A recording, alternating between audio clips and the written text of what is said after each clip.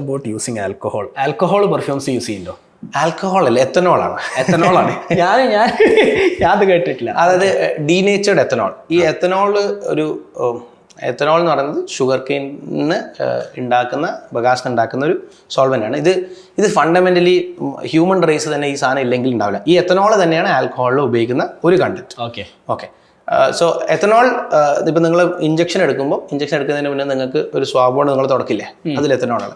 അപ്പോൾ ഈ ആൽക്കഹോൾ എന്ന് പറയുന്ന സാധനത്തിൽ എത്തനോൾ പെർഫ്യൂം എന്ന് പറയുന്ന സാധനത്തിൽ 2 കോമ്പണന്റുകൾ, ഒന്ന് കോമ്പൗണ്ടും ഒന്ന് സോൾവെന്റും. ഫണ്ടമെന്റലി ബേസിക്കലി 2 സാധനമാണ്. അപ്പോൾ ഈ കോമ്പൗണ്ട് എന്ന് പറഞ്ഞ സാധനം ഈ സാധനത്തിൽ ഇത് മണക്കുന്ന സാധനമാണ്. പക്ഷേ ഈ സാധനത്തിൻ്റെ മണത്തിൽ ഈ മണം ഉണ്ടായ പോലെ മണം വേറെ ആൾക്ക് കിട്ടണം. അപ്പോൾ ഈ മണം ഇവാപ്പറേറ്റ് ചെയ്ത് നിങ്ങൾ മൂക്കിലെത്തണം. അപ്പോൾ അതിന് യൂസ് ചെയ്യാൻ പറ്റുന്ന one of the best solvent that human beings have invented is ethanol. എത്തനോളിന്റെ കരിയർ എന്നാണ് വിളിക്കുക. സോൾവെന്റ് ഒരു കരിയറിന്റെ ഉത്തരവാദിത്തം എന്താ വെച്ചാൽ ഈ കോമ്പൗണ്ട് ആയിട്ട് കൊണ്ട് മിക്സ് ആയി സോൾവെന്റ് ആവും. ഇത് ചാവുമ്പോൾ വെച്ചാൽ എത്തനോൾ പെട്ടെന്ന് ഇവാപ്പറേറ്റ് ചെയ്യും. എത്തനോൾ ഇപ്പോൾ പെട്രോൾ പെട്ടെന്ന് ഇതൊരു പെട്രോ കെമിക്കൽസ് ആണ്. അത് പെട്ടെന്ന് ഇവാപ്പറേറ്റ് ചെയ്യുന്നതിനെ കൊണ്ട് എത്തനോളിനോട് ചേർന്ന് പെർഫ്യൂം കൂടി ഇവാലുവേറ്റ് ചെയ്ത് മണത്ത് ഈ മോളിക്യൂൾസ് നിങ്ങളുടെ മൂക്കിൽ എത്തണം, എന്നാലേ നിങ്ങൾക്ക് മണം കിട്ടുള്ളൂ. അതെ. അപ്പോൾ അതിന് വേണ്ടി എത്തനോൾ പെർഫ്യൂം യൂസ് ചെയ്യുന്നത് അഭിവാജ്യ ഘടകമാണ്. അപ്പോൾ എത്തനോളിന് പകരം പല സബ്സ്റ്റിറ്റ്യൂട്ട്സും മാർക്കറ്റിൽ പറയുന്നുണ്ട്. പക്ഷേ അതൊന്നും എത്തനോളിന്റെ 1/10 പെർഫോമൻസ് തരില്ല, എഫക്റ്റീവ് അല്ല. പിന്നെ രണ്ടാമത്തെ കാര്യം, ദ ബെസ്റ്റ്, അതായത് ഇതൊരു ആന്റിസെപ്റ്റിക് ആയിട്ടുള്ള സാധനമാണ്. അതായത് നിങ്ങൾക്ക് മുറിവ് വന്നാൽ നമ്മൾ ഉപയോഗിക്കുന്ന സാധനത്തിലുള്ള സാധനം. അപ്പോൾ ഇറ്റ്സ് വെരി സേഫ്. ബ്ലഡിൽ തട്ടിയാൽ പോലും കുഴപ്പമില്ലാത്ത സാധനമാണ്. നമ്മൾ മുറിവിൽ ഉപയോഗിക്കില്ല, ആ സാധനമാണ്. So it's very healthy, safety concerns ഒന്നും ഒരു പ്രശ്നമല്ല. ഓക്കെ. അപ്പോൾ ഈ അത്തറും പെർഫ്യൂമും തമ്മിലുള്ള വ്യത്യാസം എന്താണ്? ഫണ്ടമെന്റലി ഇതിന്റെ സോഴ്സിംഗ് എന്നാണ് വ്യത്യാസം.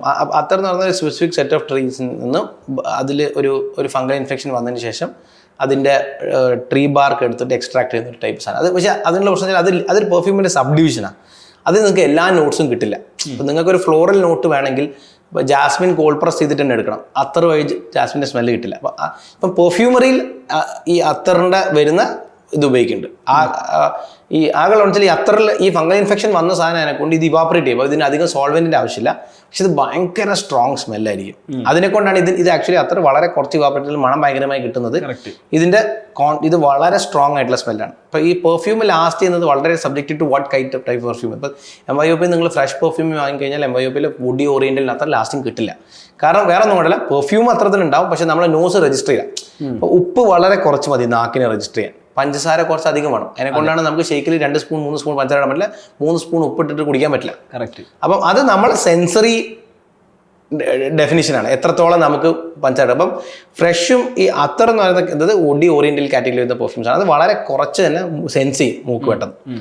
അതിനെ കൊണ്ട് എന്ത് ചെയ്യാം, അത്തർ കുറച്ച് മതി, കുറച്ച് ഇവാപ്പറേറ്റ് ചെയ്ത്. അതുകൊണ്ട് അത്തറിന് ചിലപ്പോൾ ആൾക്കാർ സോൾവെന്റ് ഉപയോഗിക്കാതെ പോലും ആൾക്കാർ ഉപയോഗിക്കാറുണ്ട്, യൂസ് ചെയ്യാൻ പറ്റും. ഓക്കെ.